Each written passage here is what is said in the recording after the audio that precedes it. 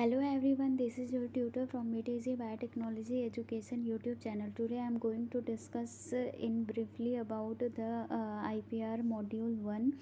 So basically today I am going to discuss the module number 1 of IPR, bioethics, biosafety and the patent. So let's move ahead with the discussion of the particular topic. So in the syllabus, the first topic is the regulatory framework for the genetically engineered plants in the India. So firstly, I want to tell you something that in the syllabus, the first topic is the biosafety regulatory framework for GMOs in India. So this biosafety regulatory framework has been created to protect and secure the life, and it is created for protecting the environment. So biosafety regulatory framework for GMOs in India का मतलब है कि ये एक regulatory framework है जो कि बनाया गया है for the two provide the protection and secure the life forms on the earth. फिर उसके बाद इन्वायरमेंट को प्रोटेक्ट करना इसका फर्स्ट प्रायोरिटी है, एंड द मिनिस्ट्री जो इसको रेगुलेट करने का काम करती है वो है ministry of environment, forest and climate change. This is the ministry who undertook the responsibility for the biosafety regulatory framework in the India for GMO related aspects. Now what is Ministry of Environment, Forest and Climate Change? So ये एक जो है nodal agency है central government में जो कि responsible होती है for the planning, promotion and the coordination of the activities related to the environment and the forestry policies and the programme. So basically जो ministry of environment, forest and climate change है ये एक nodal agency है central government में जो कि responsible होती है regulation, coordination, promotion and implementation of the rules and the regulation related to the forestry policies and the program. So this is the role of the Ministry of Environment, Forest and the Climate Change. Now there are some regulatory framework for GMOs in India. First one is we have already discussed about the Ministry of Environment, Forest and the Climate Change. The most important feature of the Ministry of Environment, Forest and Climate Change is that it has made an umbrella legislation that is the Environment Protection Act 1986. Under this act the main provision is to protect the environment from different type of the pollution and different type of the factor. So it is an umbrella legislation which is made by the Ministry of Environment, Forest and the Climate Change. Now let's move ahead with the another regulatory framework. So second one is the DBT, Department of Biotechnology. So it covers all the biotechnological experiments performed in the lab. So department of biotechnology जो होता है इसमें ये सारी biotechnological experiments को cover करता है जो कि लेबोरेटरीज़ में परफॉर्म किए जाते हैं, एंड उससे रिलेटेड ये जो है डेटा को तैयार करते हैं एंड रूल्स एंड रेगुलेशंस को बनाते हैं और इम्प्लीमेंट भी करवाते हैं। फिर है हमारा department of science and technology, ये जो है साइंस और टेक्नोलॉजी से रिलेटेड चीज़ों पर काम करते हैं। देन है हमारा department of agriculture, so their concern is to focus on the agriculture department for the human welfare, department for the child health care, and then one of the important body is the ICMR which is a Indian council for the medical research. Then हमारा ICMR हो गया Indian council for the medical research. Then CSIR, council for scientific industrial research, and then ICAR भी होता है Indian council for the agricultural research. So these are basically the biosafety regulatory framework for GMOs in the India who undertook the responsibility for the implementation of the rules and the regulation. And then है हमारा 6 competent authority which is made by the DBT which are as follows. So regulatory framework in India governing the GMOs are छः जो होती हैं regulatory framework या फिर competent authority होती हैं इंडिया में। So basically there are 6 competent authority. उसमें सबसे पहला है हमारा RDAC, recombinant DNA advisory committee. Second one is institutional biosafety committee. Third is the review committee on the genetic manipulation. And fourth one is the genetic engineering approval committee, and fourth is the state biosafety coordination committee, and sixth one is the district level committee. So these are the 6 competent authority which are made by the DBT in India for the regulation of the rules and the regulation. So these are the 6 competent authority, and this is most important topic regarding the IPR first unit. So let's read the topic. So the first successful use of the genetic engineering, also referred as the recombinant DNA technology, was accomplished in 1973. सो सबसे पहला successful use जो है genetic engineering का 1973 में हुआ था. So if the question ask about when was the time when the genetic engineering was successfully use for the first time, so it was the year in 1973. सो 1973 वो साल था जिसमें पहली बार सक्सेसफुल यूज़ किया गया था जेनेटिक इंजीनियरिंग को.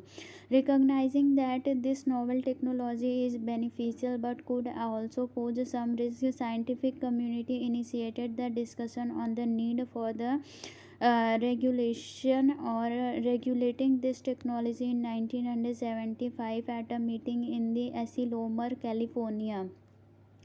सो जब इसका सक्सेसफुल यूज़ हो गया तो उसके बाद लोगों को इसके बहुत सारे फ़ायदे थे, बट इसके साथ ही इसमें बहुत सारे रिस्क भी थे. तो इस पर डिस्कशन के लिए एक मीटिंग बैठाई गई कैलिफोर्निया में 1975 में. A set of the voluntary guidelines regarding the caution use of the recombinant technology and any product resulting from that technology were recommended at Asilomar. So एक गाइडलाइन बनाई गई जो कैलिफोर्निया में मीटिंग हुई थी, उसमें एक गाइडलाइन बनाई गई और उसमें गाइडलाइन के अकॉर्डिंग बताया गया कि कहाँ कहाँ पे आप जेनेटिक इंजीनियरिंग का यूज़ कर सकते हो और कहाँ कहाँ पे आप नहीं कर सकते हो. So basically they made a guideline over the use of the genetic engineering. Now in 1976, the guidelines for the laboratory work using the genetic engineering technique were issued by the US National Institute of Health, followed by the involvement of other regulatory offices in the USA to effectively regulate the genetic engineering in the USA. सो 1976 में जो US था उसका एक जो health care like US national institute of health था, इसने जो है जेनेटिक इंजीनियरिंग का अप्रूवल दे दिया for its use in the laboratory. Now initially the regulation of the rDNA technology focused on the technology and the biosafety concern were primarily towards the safety procedure for the recombinant DNA work within the laboratory. The objective was to ensure that the researchers were taking the proper steps to contain the organism that potentially posed a risk to themselves or the human health. By the end of the 1980s, the focus shifted to the end product. Beside the technology as DNA technology began to produce the organism and the products thereof that were useful as a commercial products in the healthcare and the agriculture. So initially जो rDNA technology थी ये focus कर रही थी technology और biosafety पर. Like technology जो rDNA technology, इसमें कौन सी टेक्नोलॉजी यूज़ हुई है और इससे जो हमारा प्रोडक्ट बन रहा है वो किस टाइप का प्रोडक्ट है और इसमें कौन कौन सी बायोसेफ्टी रेगुलेशंस किए जा सकते हैं. फिर उसके बाद 1980 में जब इसका कंसर्न जो है शिफ्ट कर गया, लाइक प्रोडक्ट बेस्ड हो गया, एंड प्रोडक्ट हमारा क्या बनेगा उस पर इनका मेन एम्फेसिस हो गया as compare to the initial emphasis that focused on the technology and the biosafety concern. So this is the point which is done in the end of the 1980. Now in 1982, the Organization for the Economic Cooperation and the Development released a report on the potential hazard of releasing the genetically modified organism into the environment as the first transgenic plant was being developed. So 1982 में जो organisation था for the economic cooperation and the development OECD ने जो है OECD organisation for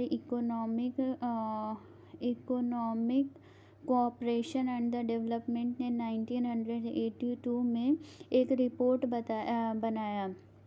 इन्होंने जो है एक रिपोर्ट को तैयार किया, उसमें इन्होंने बताया कि जो जेनेटिकली मॉडिफाइड ऑर्गेनिज्म होते हैं उनके क्या क्या इम्पैक्ट्स हो सकते हैं जब हम लोग उनको जो है इन्वायरमेंट में रिलीज़ करेंगे तो। सो ये बेसिकली एक रिपोर्ट तैयार करते हैं। And then a report on the recombinant DNA safety consideration was published by the OECD in 1986। So OECD जो organisation for the economic cooperation and development थी, ये जो है अपनी रिपोर्ट को 1982 में लिखते हैं ये लोग, मतलब रिलीज़ करते हैं। फिर इसको पब्लिश कितने ईयर में करते हैं? 1986 में। और जो रिपोर्ट रहता है उसको क्या नाम दिया जाता है? ब्लू बुक का नाम दिया जाता है। And next point is from 1986 the biosafety regulation application for the to the biotechnological products and the activities had been developed in various countries as well as at international level। 1986 के बाद जो biosafety regulations हैं उनको जो है follow किया जाने लगा। बहुत सारी कंट्रीज़ में इंटरनेशनल लेवल पे भी जो रेगुलेशंस होते हैं उनको जो है फॉलो किया जाने लगा। A national biosafety framework to regulate the production and the release of the GMOs is considered essential in any country with a biotechnological program। So एक बायोसेफ्टी फ्रेमवर्क जो होता है बहुत ही ज़्यादा इम्पॉर्टेंट होता है किसी भी कंट्री में। जब कोई बायोटेक्नोलॉजी से रिलेटेड एक्सपेरिमेंट या फिर कोई भी नए organism like genetically modified organism अगर हमको उसके इन्वायरमेंट में डायरेक्टली रिलीज़ करना है तो उसके लिए एक रेगुलेशन अथॉरिटी का होना ज़रूरी है, क्योंकि हम नहीं जानते कि क्या इम्पैक्ट ये जो है जेनेटिकली मॉडिफाइड ऑर्गेनिज्म इन्वायरमेंट को दे सकता है। इसकी वजह से एक रेगुलेटरी फ्रेमवर्क का होना ज़रूरी है जो कि इस चीज़ को आइडेंटिफाई करे, एनालाइज करें एंड सही टाइम पे सही डिसीजन ले, ताकि environment as well as human health दोनों को हम लोग प्रोटेक्ट कर पाएँ।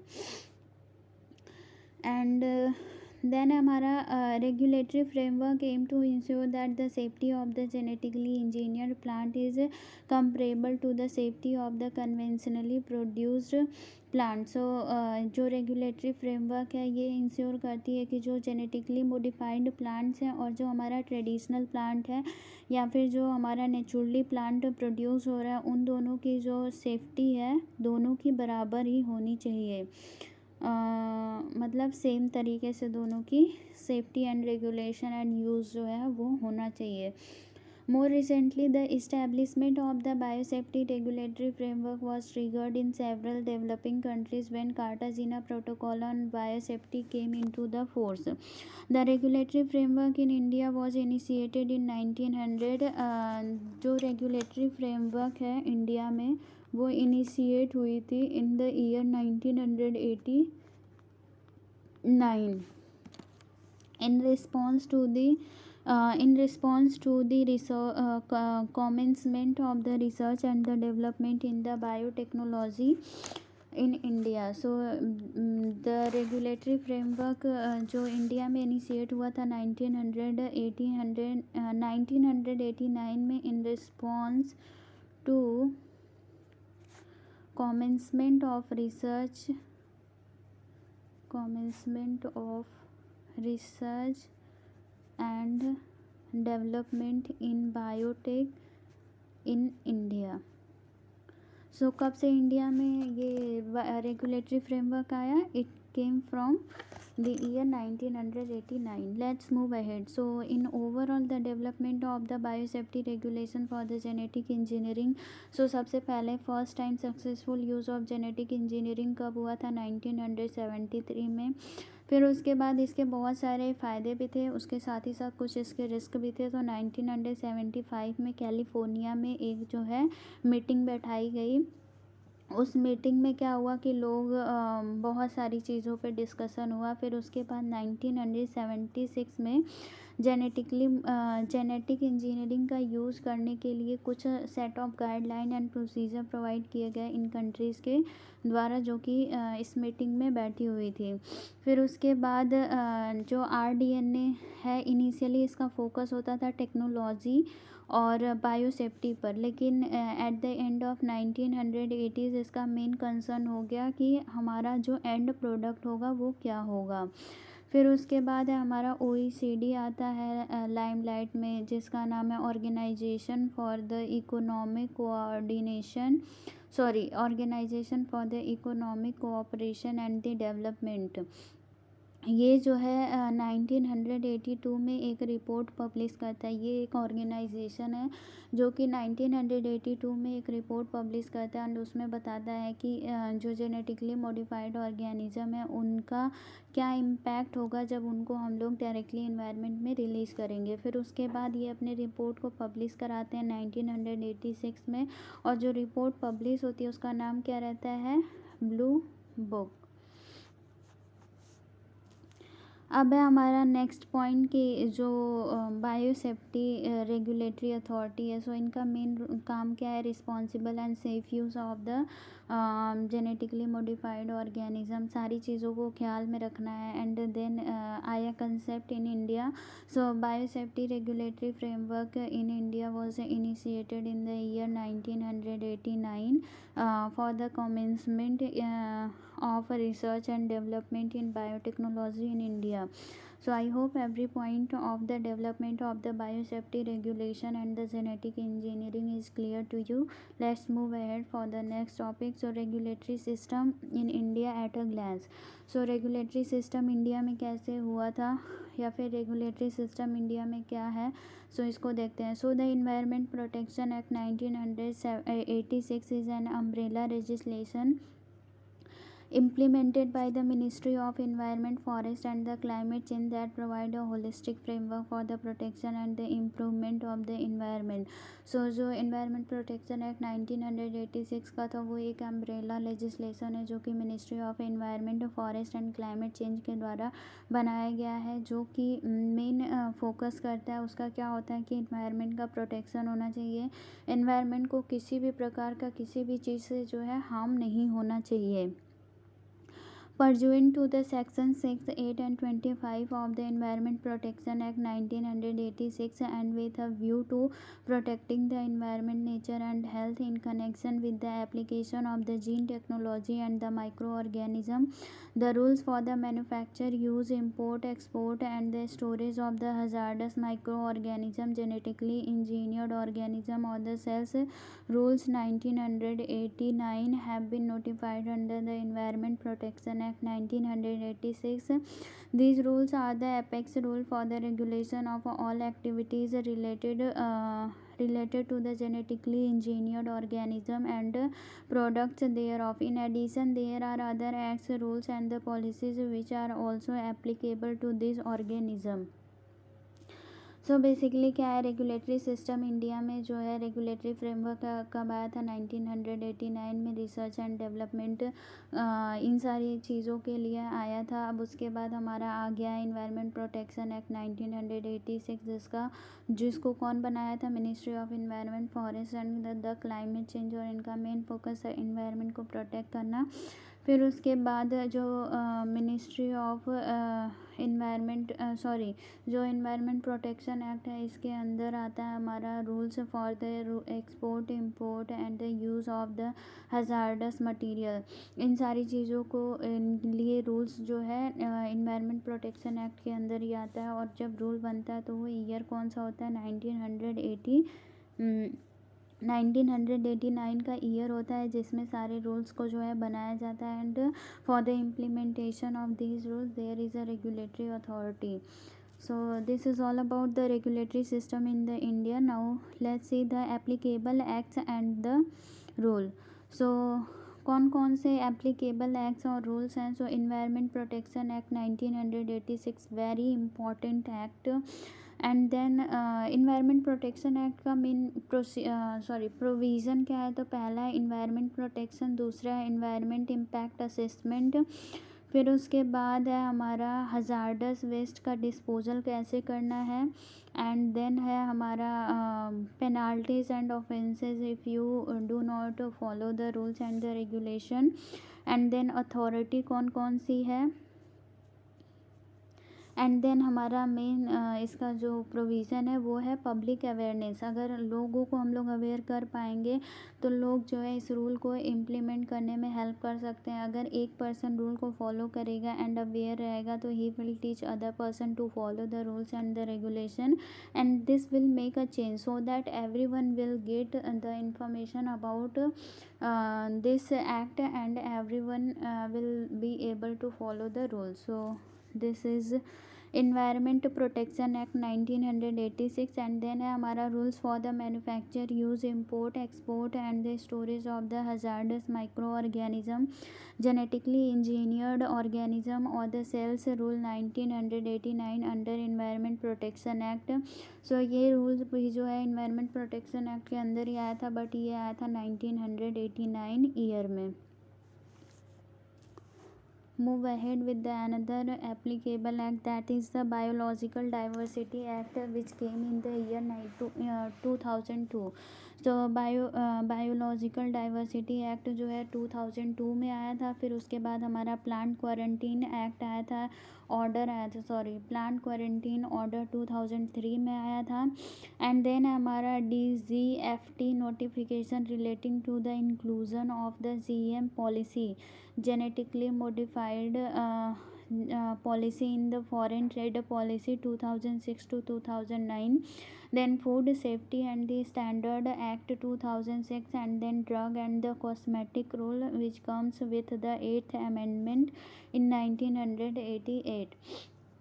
so drugs and cosmetic act or rule came with the 8th amendment and it came in the year 1988।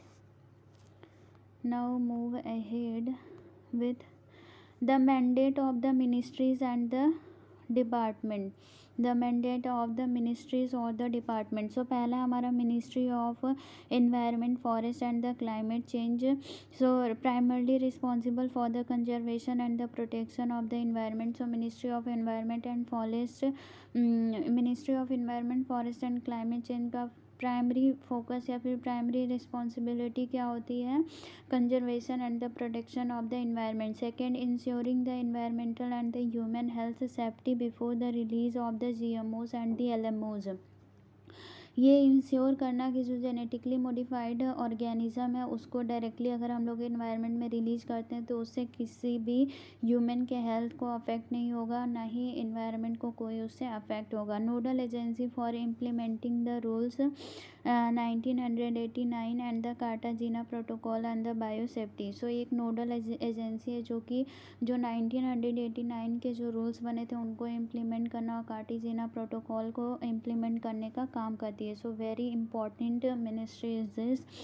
now department of the biotechnology or the ministry of the science and the technology, so it is a nodal department for promoting the biotechnology programme. So department of biotechnology जो है एक nodal department है जो कि biotechnology programme को promote करने का काम करती है। Provide the scientific support in implementation of the biosafety regulation, provide the services in the area of the research infrastructure generation of the human resource. now ministry of the agriculture, so policies aimed at the agriculture growth, इनका main focus होता है agriculture growth कैसे हो। Indian council of the agriculture research ICAR responsible for monitoring the agronomic benefits of the GM technology. So ICAR जो है responsible है ये monitor करने के लिए कि जो GM टेक्नोलॉजी उसका बेनिफिट क्या हो रहा है या फिर उसका कैसे हम लोग यूज़ करें ताकि ज़्यादा से ज़्यादा एग्रीकल्चरल ग्रोथ हो सके। फिर monitoring post release performance of the GM crop. अब GM क्रॉप हमारा बन गया, उसको हम लोग उसको हम लोग इम्प्लीमेंट कर दिया, GM क्रॉप को जब वो ग्रो कर रहा है तो उसके पोस्ट पीरियड को भी मॉनिटर करना, ताकि ऐसा तो नहीं ना है कि वो प्रोसेस होने के बाद कुछ इलॉजिकल या फिर कुछ अलग टाइप का इम्पैक्ट जो है इन्वायरमेंट को कॉज कर रहा है, तो पोस्ट मॉनिटरिंग भी ज़रूरी है। देन है हमारा ministry of health and the family welfare. So policies aimed at protecting and monitoring the human health. Main aim क्या होता है, मॉनिटर करना और प्रोटेक्ट करना ह्यूमन हेल्थ को। Food safety and the standard authority of India responsible for regulating the genetically engineered food.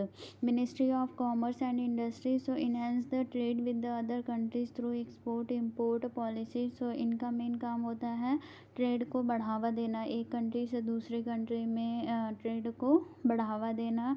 और nodal agency for implementing DGFT notification on the GMOs. Central Board of Excise and the Custom Department of the Revenue, Ministry of the Finances. Enforcement of the regulation pertaining to the transboundary movement of the LMOs and the GMOs at the point of entry. Basically, they are responsible for implementing the rules and the regulations under the transboundary movement for the transboundary movement of GMOs and the LMOs. So GMOs is genetically modified organism and LMOs is a living modified organism. Move ahead with the rules of 1989. So firstly let's see this flowchart. So regulation of GMO and products thereof in India. So all types of the organism, microorganism, plants are covered in का protection, and then all activities involving research, import, export, content, use, field trials, manufacture, storage, etc. are regulated. All organism, both public and the private sector, are involved, and then approval requirement for stages of the research, safety assessment, field trial, and the environment release and the monitoring. So main point 1989 rule का क्या है, पहला तो ये है कि manufacture, import and the storage of the micro organism and the gene technological product. So इनके लिए जो है लाइक इम्पोर्ट एक्सपोर्ट है तो वहाँ पे जेनेटिक इंजीनियरिंग अप्रूवल कमेटी का अप्रूवल होना काफ़ी ज़रूरी होता है। फिर जेनेटिकली इंजीनियर्ड ऑर्गेनिज्म जो है उनको एक कंट्री से दूसरी कंट्री में अगर उसको इम्पोर्ट एक्सपोर्ट करा जा रहा है तो वो जो है ट्रांसबाउंड्री मूवमेंट को फॉलो करना चाहिए। News in technologies in addition to the cell hybridisation and the genetic engineering. Move ahead with the most important topic of the chapter is the competent authority. So there are these rules are implemented by the Ministry of Environment, Forest and the Climate Change, the department of ये सारे rules जो हैं कौन implement करता है, ministry of environment, forest and the climate change, फिर department of biotechnology, ministry of science and technology, government of the India and the state government. ये सारे लोग जो हैं इन सारी कॉम्पिटेंट अथॉरिटी को रेगुलेट करने का काम करते हैं। And they 6 competent authorities and their composition. 6 competent authorities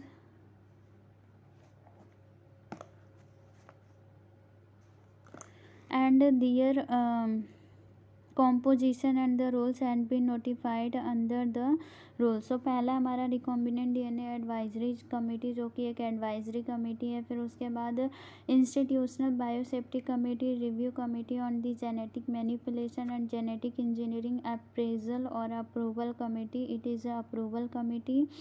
फिर उसके बाद है स्टेट बायोटेक्नोलॉजी कोऑर्डिनेशन कमेटी या फिर state bio safety coordination committee, district level committee, these are the monitoring committee. So these are basically 6 competent authority. Now move ahead with the key features of the rules 1989.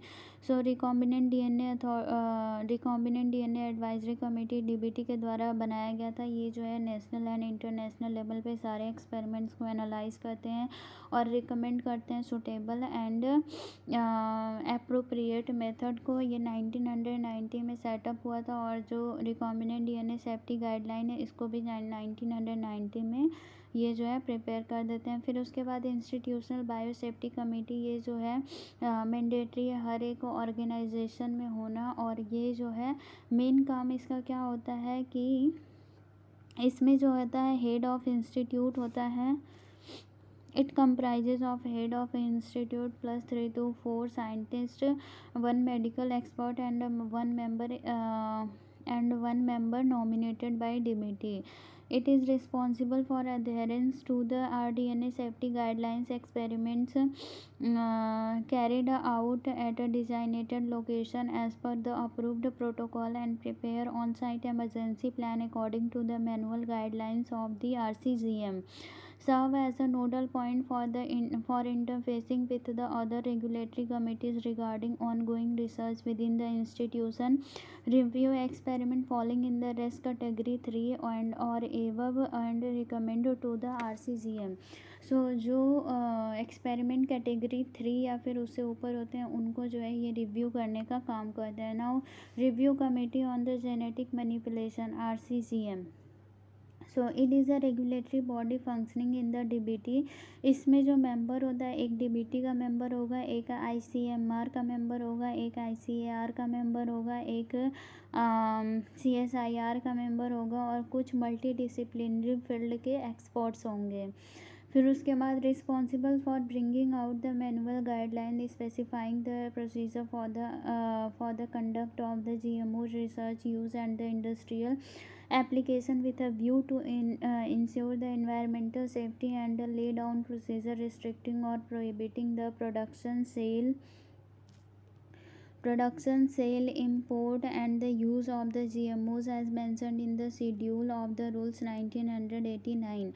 Authorized to review all ongoing rDNA projects. So ये जो होता है review करता है सारे जो rDNA से related projects जो हैं चल रहे होते हैं उनको रिव्यू करता है। And authorise to recommend the GM crop field experiment at multi location in area up to 1 acre per side. Now fourth competent authority is genetic engineering approval or the appraisal committee. So it is constituted it is the apex regulatory committee functioning in the Ministry of Environment, Forest and the Climate Change. Committee को कौन chair करता है? Special secretary या फिर additional secretary of ministry of environment and forest climate change and co chaired by the expert member nominated by the DBT. इसमें जो होते हैं मेंबर होते हैं ministry of industrial development, DBT के मेंबर होते हैं department of atomic energy. Member secretary is an official of, जो मेंबर सेक्रेटरी होता है वो एक ऑफिशियल होता है ministry of environment and forest and climate change का।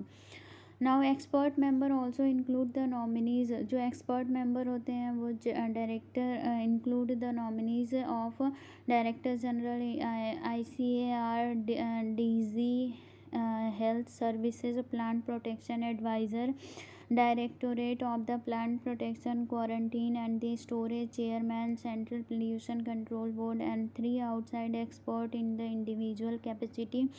The committee may co-opt other member expert as necessary. Authorized to review, monitor and approve all the activities involving the large use of the. So GAC is responsible for reviewing and monitoring all the experiment at a large scale, like involving the large scale use of the all the activities. It review all the activities involving the large scale use of the hazardous microorganism and the recombinant research and the industrial production, including the import, export, transport, manufacture, use of sale of GMOs and the products thereof from the environmental angle. So it is basically responsible for reviewing and monitoring all the activities involving the large use of the hazardous material so basically इस चीज़ के लिए जो होता है GAC responsible होता है। फिर उसके बाद authorize to review, monitor and approve the proposals relating to the release of the genetically. So ये इस चीज़ के लिए भी इम्पोर्ट एक्सपोर्ट के लिए अप्रूवल प्रोवाइड करता है, रिस्पॉन्सिबल होता है approval for the release of the organism into the environment and monitor करता है वो सारे एक्सपेरिमेंट को जो कि हजार्डस एक्टिविटीज़ को इन्वॉल्व किए हुए होते हैं। Move ahead with the state biotechnology or state biosafety coordination committee. So it is a regulatory committee set up in each state. So ये हर एक स्टेट में होता है। इसका जो चीफ होता है इस SBCC को कौन चेयर करता है? So it is chaired by the secretary of the state and comprises of secretaries from the state department of environment, forest, state department of the health, state department of agriculture, state department of industries and commerce, state department of public work, chairman, state pollution control board and the expert in the field of the microbiology and the pathology as member. The committee may co-opt other expert member as necessary, empowered to inspect, investigate and take a punitive action in case of the violation of the statutory provision through the nodal department and the state pollution control board. So इनमें बहुत सारे member होते हैं। Important होता है central pollution control board का member, and इसमें जो होता है इसका मेन काम होता है कि मॉनिटरिंग का काम होता है, मॉनिटर करना, और ये जो है तुरंत पनिशमेंट देते हैं if someone is violating the rules and the regulation. हर एक स्टेट में होते हैं and co chaired by the chief secretary of the state.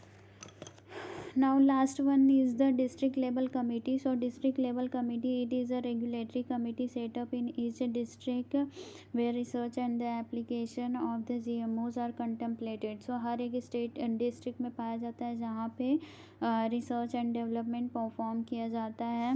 The committee is headed by district collector of the district. जो committee है उसको कौन head करता है? सो district collector of the district and comprises of, इसमें कौन कौन से मेंबर होते हैं? एक फैक्ट्री इंस्पेक्टर होता है, रिप्रेजेंटेटिव होता है स्टेट पोल्यूशन कंट्रोल बोर्ड का, चीफ मेडिकल ऑफिसर होता है, डिस्ट्रिक्ट एग्रीकल्चर ऑफिसर होता है, representative of the public health engineering department का होता है, एंड देन कमिश्नर होता है municipal corporation and the technical expert in the field of the microbiology and the pathology as a member.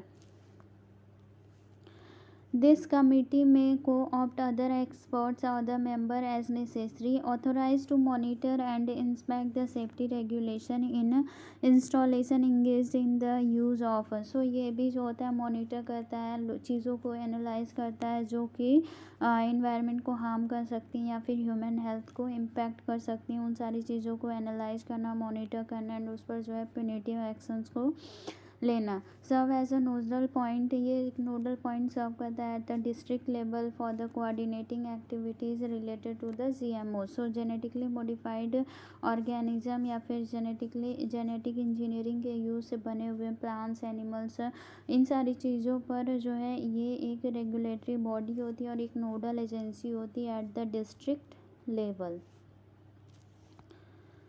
So this is all about the competent authority. Now move ahead with the next topic, that is the approval and the prohibition under the rule 1989. So no person shall import, export, transport, manufacture, store, process, use or sell any GMOs substance or sell except with the approval of the genetic engineering approval committee. So अगर import, export, hazardous चीज़ों का जो use होता है और किसी भी GMOs को बेचना या फिर इन सारी एक्टिविटीज़ के लिए आपको जेनेटिक इंजीनियरिंग अप्रूवल कमेटी की जो है अप्रूवल लेना ज़रूरी है, otherwise you are not allowed to do so. Next is the use of the pathogenic organism or the GMOs or the cells for the research purpose shall be allowed in the laboratories or inside laboratory area notified by the Ministry of Environment and Climate Change for this purpose under the Environment Protection Act 1986. सो अगर आप कोई भी pathogenic organism या फिर genetically modified organism का use कर रहे हो एज अ रिसर्च पर्पस, तो उसके लिए आपको जो है रूल्स एंड रेगुलेशंस बनाए गए हैं which are notified by the ministry of environment forest and the climate change and which comes under the Environment Protection Act 1986. Any person operating or using the GMOs for scale up or the pilot operation shall have to obtain the permission. So कोई भी person अगर GMO का use कर रहा है या फिर pilot operation perform कर रहा है तो उसको जो है GAEC genetic engineering approval committee का अप्रूवल होना बहुत ज़रूरी है. डेलिब्रेट और unintentional release of the GMO shall not be allowed. Like unintentional या फिर डेलिब्रेट जो रिलीज़ होता है जेनेटिकली मॉडिफाइड ऑर्गेनिज्म का वो अलाउ नहीं है. Introduction in which production in which GMOs are generated or used shall not be commenced except with the approval of GAC. All the approvals shall be for a period of 4 years at first instance, renewable for 2 years at a time. सो सारे approval जो होते हैं वो एक time period के लिए दिए जाते हैं. फर्स्ट टाइम आपको 4 साल का टाइम मिलेगा and then after renewable each segment contents of 2 years at a time. So overall आपको किसी भी चीज़ एक्सपोर्ट इम्पोर्ट यूज़ लेबोरेटरीज़ में यूज़ सारी चीज़ों के लिए आपको किसका अप्रूवल चाहिए? GAC का.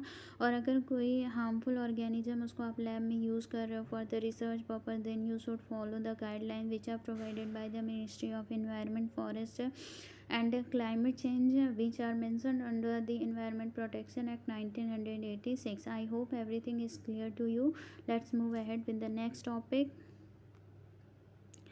नाउ की फ़ीचर्स ऑफ द रूल 1989. सो की फ़ीचर यही है कि इम्पोर्ट एक्सपोर्ट करना या फिर कोई भी एक्टिविटीज़ हो आपको अप्रूवल लेना ज़रूरी है. Without approval you can not perform the experiment और the project. So you need the approval from the GAC और the respective bodies in according to the work you are performing.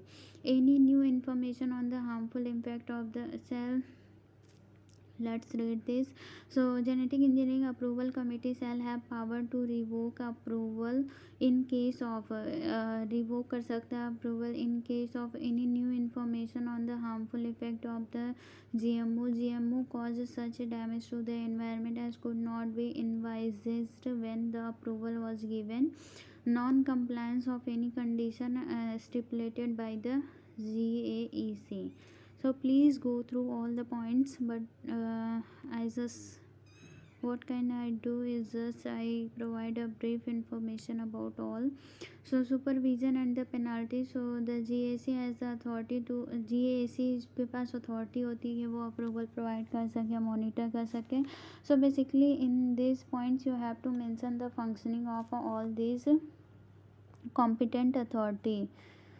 Now move ahead with the next point. So this is the most important chart regarding the procedure for the import export of the genetically engineering planting material for the research purpose. So मान लेते हैं ये कोई person है जो कि एक applicant है. इसको कोई चीज़ इंपोर्ट करनी है और इसको कोई चीज़ एक्सपोर्ट करनी है. इंपोर्ट करनी है तो इसको जो है इंस्टीट्यूशनल बायोसेफ्टी और इंस्टीट्यूशनल बायोटेक्नोलॉजी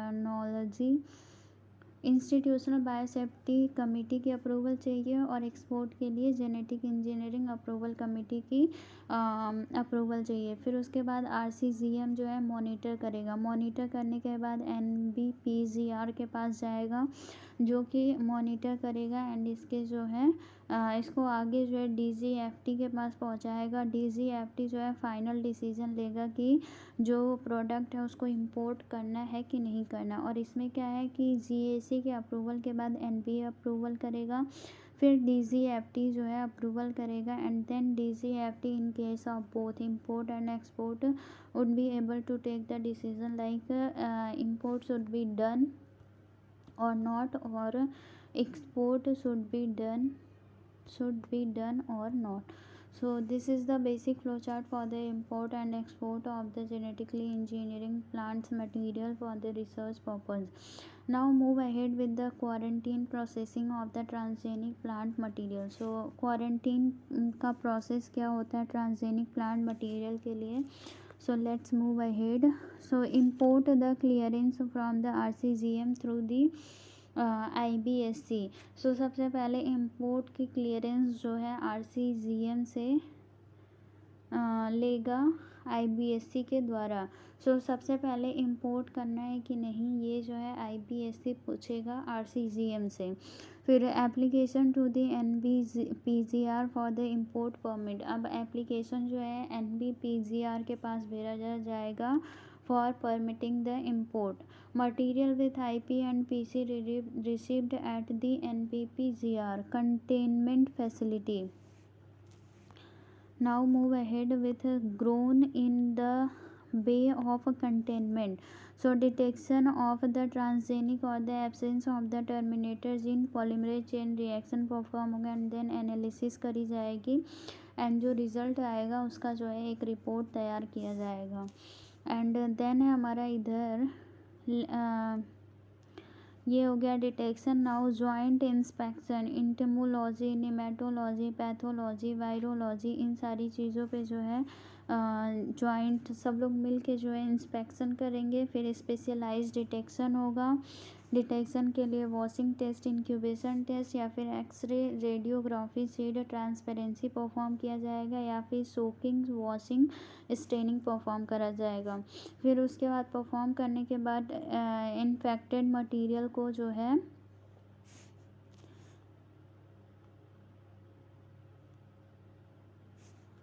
इन्फेक्टेड मटेरियल जो होगा उसको साल्वेजिंग हॉट वाटर ट्रीटमेंट, उसको जो है हॉट वाटर से ट्रीट करेंगे.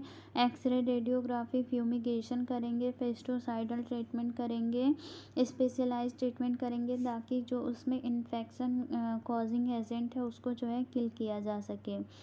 फिर उसके बाद है हमारा इधर हम लोग जो है पेस्ट फ्री मटेरियल. सो वॉशिंग, ये सारी चीज़ें करने के बाद हमारा वेस्ट मटेरियल एक साइड और हमारा जो पेस्ट फ्री मटेरियल है वो एक साइड, इसको अगेन ट्रीट करा जाएगा. एंड देन क्या करा जाएगा, इसको हॉट वाटर से या फिर कोई भी टेक्निक लगा के ट्रीट करा जाएगा ताकि जो पॉजिटिव एजेंट है वो जो है मर जाए.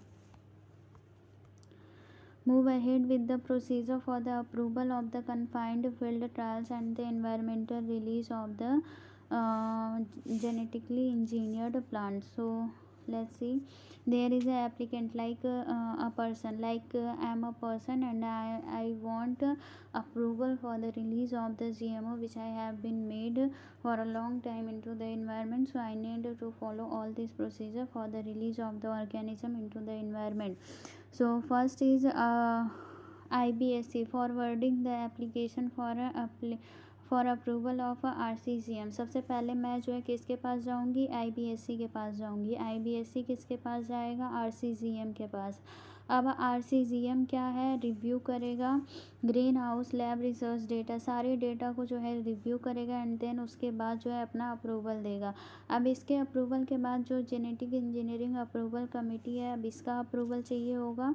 सो ये जो है सारी चीज़ों को देखने के बाद अप्रूवल देगा. नाउ कंसीडर करा जाएगा कि उस ऑर्गेनिज्म को इन्वायरमेंट में डायरेक्टली रिलीज़ करना है कि नहीं.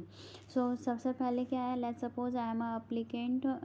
सो सबसे पहले एप्लीकेंट जो है जाएगा IBSC के पास, IBSC जाएगा RCGM के पास, RCGM किसके पास जाएगा, genetic engineering approval committee. Then हमारा कंसिड्रेशन होगा कि जो इम्पोर्ट या फिर direct release into the environment है वो कंफर्म हुआ है कि नहीं.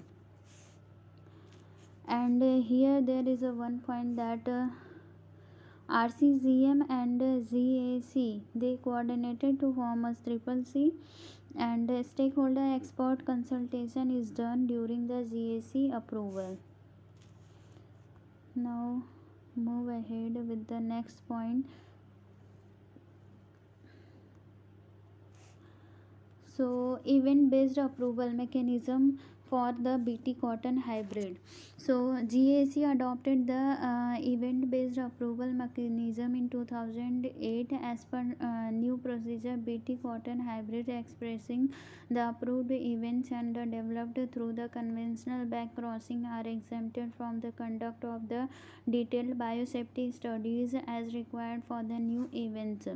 All such cases are referred to a standing committee constituted by the DBTs. The standing committee is a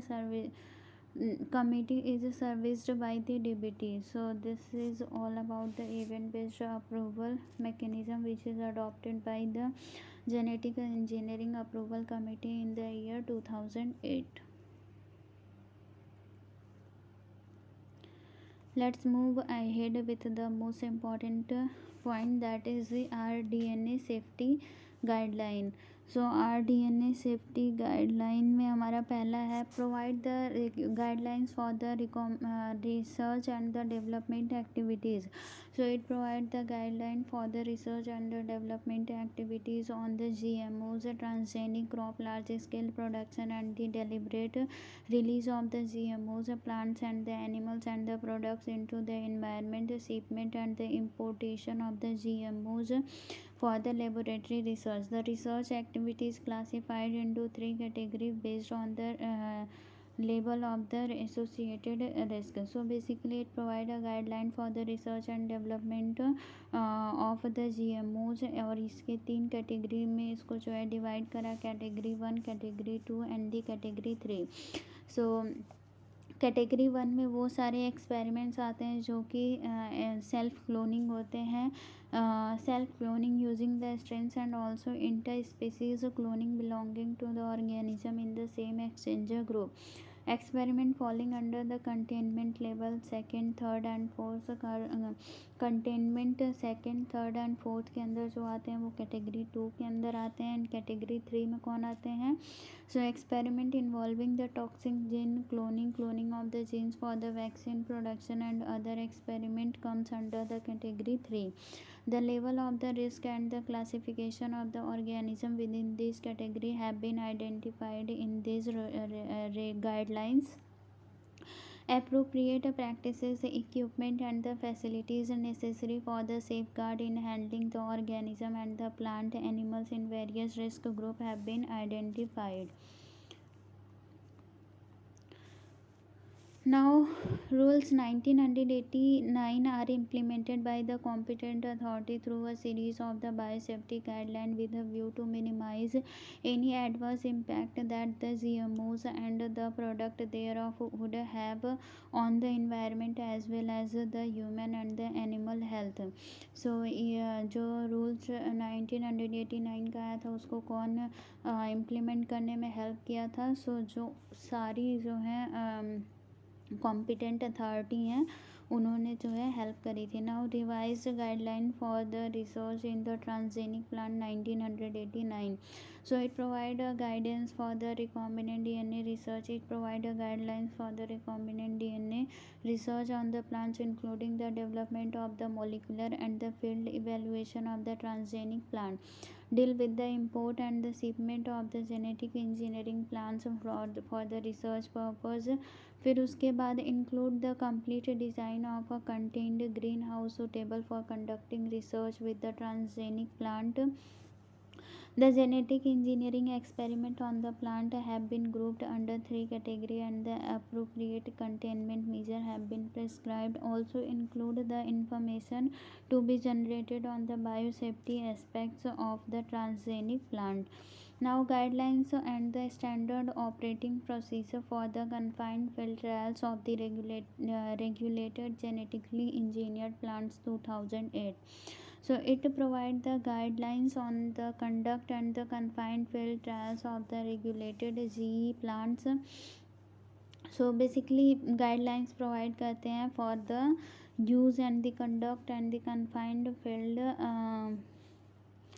trials of the regulated GE plant. So I hope you will be cleared about all that point. Now guidelines for the safety assessment of the food derived from the genetically engineered plant 2008. So it provides the guidelines on the principle and the steps on the food safety assessment of the ये जो है basically guidelines provide करते हैं for the use of the food that is derive from the genetically engineered plants develop by the इसको develop कौन किया था? सो ICMR Indian council for the medical research ने जो इसको डेवलप किया था. The guidelines include three appendices को इंक्लूड करता है. Please read all this points. Protocols for the food and feed safety of the genetically engineered crop prepared by the DBT in 2008 for undertaking the following studies: acute oral safety limit study in the rats and the mice, subchronic feeding study in the rodents, protein thermal stability, pepsin digestibility as a livestock feeding study. Now guidelines and the handbook for the institutional biosafety committee. So please read this point. Guidelines on the similar biologics regulatory requirement for marketing authorization in India. So basically सबका guideline वही है कि आपको सारी चीज़ों के लिए approval चाहिए होगा. Safe and the responsible use होना चाहिए GMOs का. इफ़ अनइंटेंशनल रिलीज़ नहीं होना चाहिए इन्वायरमेंट में. अगर आप इन्वायरमेंट में रिलीज कर रहे हैं then you should follow all the guidelines provided by the DNA guidelines 1990.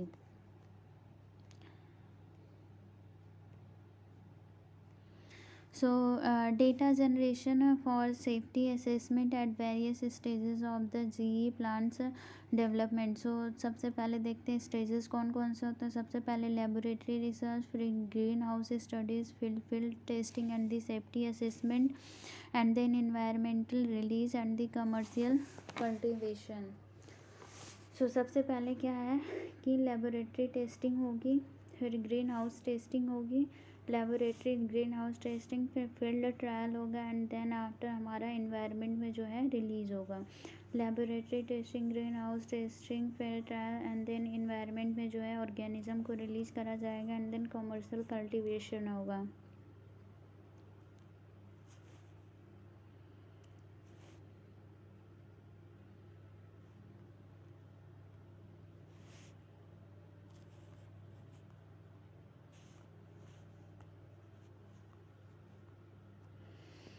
Now let's move ahead with the topic which is mentioned in the syllabus is plant quarantine regulation for the import into the India order, Ministry of Agriculture 2003.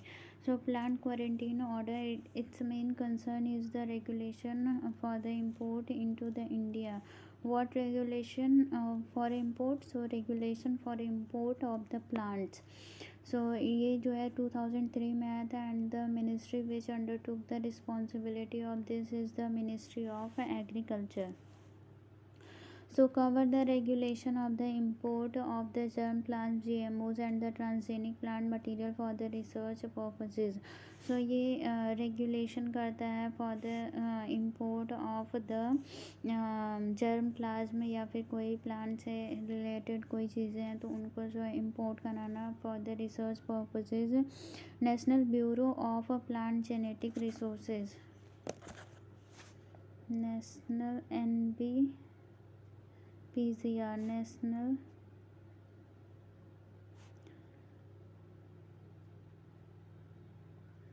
National Bureau of Plant Genetic Resources has been designed as the competent authority. So अगर बात करें कि plant quarantine order के अंदर जो competent authority है वो है हमारा NBPCR. Wait for a minute. So competent authority for the plant quarantine order is NBPCR.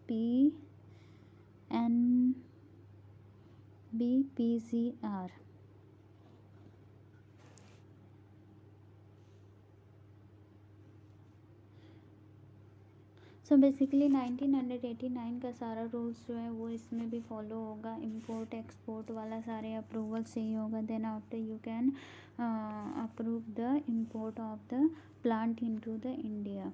Now national biodiversity authority, so इसमें क्या है, बायोडाइवर्सिटी को कैसे प्रोटेक्ट कर सकते हैं, उसके लिए क्या क्या गाइडलाइंस होनी चाहिए। तो ये set of rules and regulations which are given under the biological diversity act 2002 में जो है दिया गया है। Now the Food Safety and the Standard Act 2006, Food Safety and the Standard Authority of the India. So it regulates the manufacture, storage, distribution, sale and the import of the food, which include the GM food, and then the genetically modified food has been defined as जो genetically modified food है उसको जो है as a food consider किया जाता है which is produced through the technique in which the genetic material has been altered in a way that does not occur naturally by mating or having the adequate human intervention, or both the techniques of the genetic engineering or the modification include but are not limited to the recombinant DNA cell fusion, micro and the micro injection, encapsulation, gene deletion, addition and the doubling. No person shall manufacture, process, export, import or sell genetically modified articles of the food, organic food, functional food, nutraceuticals, health supplement etc except in accordance with the regulation made therefore under this act. So basically food को कैसे manufacture कैसे करना है, कैसे cell करना है, कैसे distribute करना है, कैसे कंज्यूम करना है, इन सारी चीज़ों से रिलेटेड सारे इन्फॉर्मेशन एंड डिटेल्स जो हैं वो food safety and standard act के अंदर हैं। इसमें जो है जो FSS से आई है वो जो है कुछ रूल्स बताती है, लाइक कोई कंज्यूमर या फिर कोई प्रोड्यूसर है तो उसको कौन कौन से रूल फॉलो करने चाहिए। सो उसको फूड से no contamination to food, healthy food बनाना चाहिए, लाइसेंस होना चाहिए, सारे गाइडलाइंस को फॉलो करते रहना चाहिए, otherwise they can be punished and in case of punishment they would get the punishment as fine और imprisonment.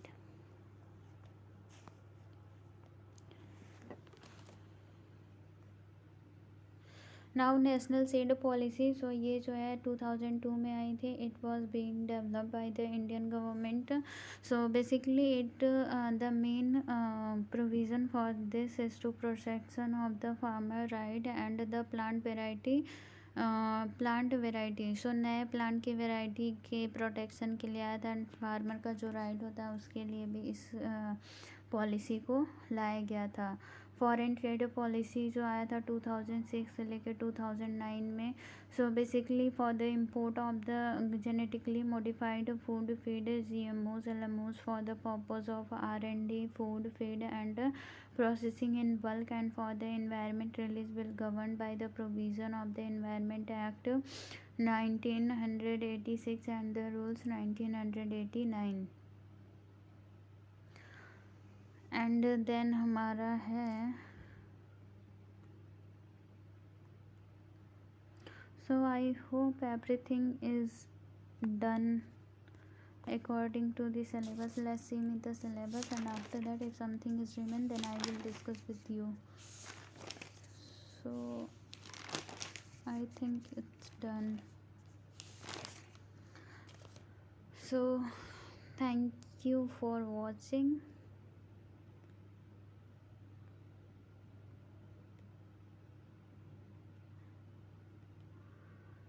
If you have any doubt or any issue, please mention in the comment box. Thank you so much.